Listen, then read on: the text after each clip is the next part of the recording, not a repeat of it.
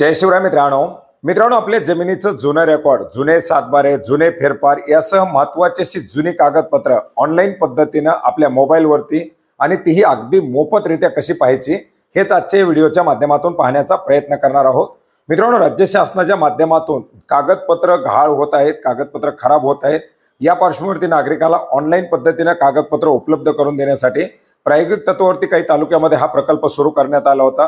याच्यानंतर याच्यामध्ये 11 जिल्ह्याचा समावेश करण्यात आला, 23 जिल्ह्याचा समावेश करण्यात आला आणि याच्यामध्ये आता नवीन 6 जिल्ह्याची भर करून सध्या स्थितीला राज्यामधील 29 जिल्ह्यामध्ये हे ऑनलाईन पद्धतीने रेकॉर्ड उपलब्ध करून देण्यात आलेले आहे। आणि हेच रेकॉर्ड ऑनलाईन पद्धतीने कशा प्रकारे पाहायचं हे आज आपण व्हिडिओच्या माध्यमातून समजून घेण्याचा प्रयत्न करणार आहोत। मित्रांनो, याच्यासाठी आपले भूलेख.महाभूमीच्या पोर्टलवरती आपल्याला यायचे, याची डायरेक्टली लिंक आपल्याला व्हिडिओच्या डिस्क्रिप्शन बॉक्समध्ये देण्यात आलेली आहे। या पोर्टलवरती आल्यानंतर आपल्याला युजर आयडी पासवर्ड विचारला जाईल। आता आपल्याकडे युजर आयडी पासवर्ड पूर्वी क्रिएट केलेला असेल तर आपण त्या ठिकाणी टाकू शकता आणि आपल्याला याच्याबद्दल काही माहिती नसेल तर नवीन रजिस्टर या ठिकाणी आपल्याला करायचं आहे। नवीन रजिस्टर करावरती क्लिक केल्यानंतर आपल्या समोर एक पुन्हा एकदा पेज खुलेल, ज्याच्यामध्ये आपल्याला काही महत्त्वाची माहिती विचारली जाणार आहे। याच्यामध्ये आपलं स्वतःचं नाव, वडिलांचं नाव, आडनाव, याच्यानंतर जेंडर, जे काही नॅशनॅलिटी याच्याबद्दलची सर्व माहिती आपल्याला द्यायची आहे। याच्यानंतर आपल्याला आपला व्यवसाय काय याच्याबद्दलची माहिती द्यायची आहे, मेल आयडी, मोबाईल नंबर हे सर्व या ठिकाणी भरायचे, जन्मतारीख या ठिकाणी सिलेक्ट करायची आहे। आपला जो काही पत्ता असेल तो पत्तासुद्धा आपल्याला या ठिकाणी पूर्णपणे भरायचा आहे। याच्यामध्ये पिनकोड टाकल्यानंतर आपला तालुका, जिल्हा ऑटोमॅटिक दाखवला जाणार आहे। आपला घराचा नंबर जे काही असेल ती माहिती आपल्या पत्त्याच्या संबंधातील आणि पर्सनल संबंधातील या ठिकाणी टाकायची आहे। याच्या खाली आपल्याला एक आपला लॉग इन आयडी ठेवायचा आहे। लॉग इन आयडी यापूर्वी कोणी वापरलेला असेल तर त्याची चेक अवेलेबिलिटी केल्याबरोबर आपल्याला दाखवलं जाईल आणि जर पूर्वी वापरलेला नसेल तो त्या ठिकाणी आपल्याला उपलब्ध आहे असं दाखवलं जाईल। याच्यानंतर पासवर्ड सेट करायचा आहे, ज्याच्यामध्ये अक्षरं, एक स्पेशल कॅरेक्टर आणि याच्यानंतर नंबर। आता जसं की आपण श्याम@2024 अशा किंवा इतर काही आपल्याला जे काही ठेवायचं असेल ते ठेवू शकता। याच्यानंतर आपल्याला एक प्रश्न या ठिकाणी ठेवायचा आहे सिक्रेट क्वेश्चनमध्ये, ज्याच्यामध्ये आपल्या वडिलांचं नाव किंवा जे आपल्याला हवं आहे ते ठेवू शकता। आणि याच्या खाली आपल्याला या ठिकाणी पाहू शकता 5 डिजिटचा एक कॅप्चा कोड दिलेला आहे। हा कॅप्चा कोड याच्यामध्ये टाकायचा आहे आणि शेवटी सबमिटवरती क्लिक करायचे। हे सबमिट केल्यानंतर आपला युजर आयडी आणि पासवर्ड जनरेट झालेला आहे। हा युजर आयडी पासवर्ड आपल्याला टाकून पुन्हा एकदा लॉग इन करायचे। लॉग इन केल्यानंतर आपण पाहू शकता याच्यावरती खूप सारे ऑप्शन दाखवले जात आहेत। या ठिकाणी हेल्पचं ऑप्शन दिलेलं आहे, ज्याच्यामध्ये आपण काही मदत असेल तर ते मदत पाहू शकतो। ॲडव्हान्स सर्च आहे, वेगवेगळ्या कागदपत्रानुसार, वेगवेगळ्या कार्यालयानुसार सुद्धा आपण सर्च करू शकता। आणि आपल्याला हे सर्व करायचं नसेल, सिम्पली काही कागदपत्र पाहिजे असतील तर आपण या ठिकाणी जनरल सर्चमधून सुद्धा सर्च करू शकता। याच्यामध्ये आपण पाहू शकता सर्वात प्रथम आपल्याला ऑप्शन दिलेली आहे ती म्हणजे कार्यालय निवडण्यासाठीची। कार्यालय निवडावरती क्लिक केल्यानंतर आपल्याला याच्या अंतर्गत जी कार्यालय आहेत, सिटी सर्वे ऑफिस असेल, SLR ऑफिस असेल किंवा तहसील कार्यालय असेल, ही कार्यालय दाखवली जातील। ज्या कार्यालयाच्या अंतर्गत कागदपत्र आपल्याला पाहिजेत ते कार्यालय याच्यामध्ये निवडायचे। आता आपल्याला तहसीलच्या अंतर्गत कागदपत्र पाहिजेत, आपण तहसील कार्यालय निवडलेलं आहे। याच्यानंतर पुढचे ऑप्शन असणार आहे आपल्याला जिल्हा निवडण्यासाठीचे। याच्यामधून ज्या जिल्ह्यात आपल्याला कागदपत्र पाहिजे ते जिल्हा आपल्याला याच्यात निवडायचं। आपण पाहू शकता याच्या अंतर्गत आता 29 जिल्हे समाविष्ट करण्यात आलेले आहेत। याच्यापैकी आपला जो जिल्हा असेल किंवा जे जिल्हा आहे ते आपल्याला सिलेक्ट करायचं आहे। जिल्हा सिलेक्ट केल्यानंतर आपल्याला तालुका निवडण्यासाठीचे ऑप्शन येईल, तालुका निवडायचा आहे। तालुका निवडल्यानंतर आपल्याला गाव निवडायचं आहे।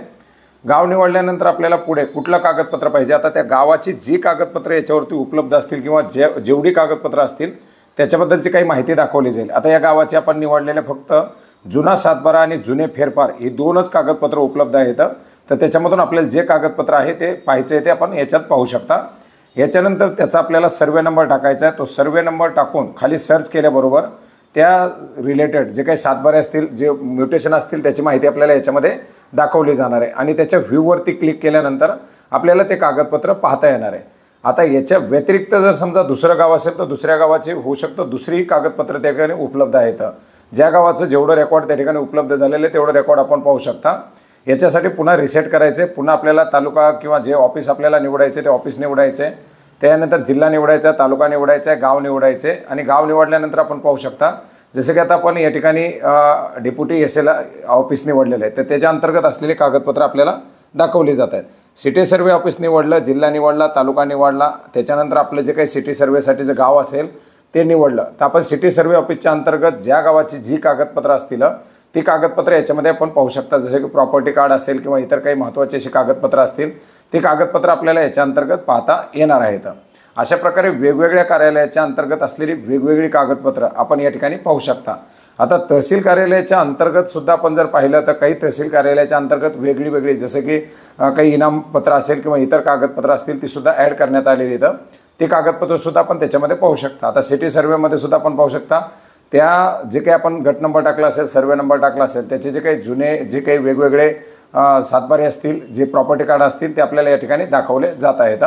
आता तहसीलच्या अंतर्गत वेगवेगळी जी कागदपत्र आहेत ती सुद्धा आपण या ठिकाणी पाहू शकता। पुन्हा एकदा समजा आपण रिसेट करून तहसील कार्यालय निवडलं, आपला जो काही जिल्हा आहे तो जिल्हा निवडला, तालुका निवडला, ज्या गावाचे आपल्याला कागदपत्र पाहिजे ते गाव निवडलं आणि आपण पाहू शकता आपण वेगळं गाव निवडल्यानंतर तहसील कार्यालयाच्या अंतर्गत सुद्धा वेगवेगळी कागदपत्र आहेत। आता याच्यामध्ये ओल्ड म्युटेशन, पुन्हा आपला सातबारा आलाय किंवा जे काही जुनं खसारा पत्रक असेल किंवा इतर जी काही जुनी कागदपत्र आहेत ते आपल्याला या ठिकाणी दाखवली जात आहे। तर अशा प्रकारे वेगवेगळ्या गावानुसार वेगवेगळी कागदपत्र या ठिकाणी अपलोड करण्यात आलेली आहेत आणि जी कागदपत्र उपलब्ध असतील ती कागदपत्र आपल्याला या ठिकाणी पाहता येणार आहेत, ते रेकॉर्ड आपल्याला या ठिकाणी पाहता येणार आहे। आता आपल्याला जे कागदपत्र पाहिजे ते आपण पाहण्यासाठी पाहू शकता। तर समजा आपल्याला एक सातबारा पाहायचा आहे, तर जो सातबारा आपल्याला या ठिकाणी पाहायचा असेल ते आपण त्या सातबाऱ्याच्या सर्वे नंबर टाकून त्या सातबाऱ्यावरती क्लिक करायचे। आता समजा आपण एक गट नंबर टाकलेला आहे, गट नंबर टाकून त्याचं जे काही रेकॉर्ड असेल त्या रेकॉर्डवरती क्लिक केलेलं आहे। तर रेकॉर्ड क्लिक केल्यानंतर कोणत्या वर्षाचं आपल्याला रेकॉर्ड पाहिजे त्याची ऑप्शन दाखवलेली आहे। त्या वर्षाच्या रेकॉर्डच्या पुढे व्ह्यूवरती क्लिक केल्यानंतर आपण पाहू शकता आपल्याला हे जुने रेकॉर्ड या ठिकाणी दाखवलं जात आहे।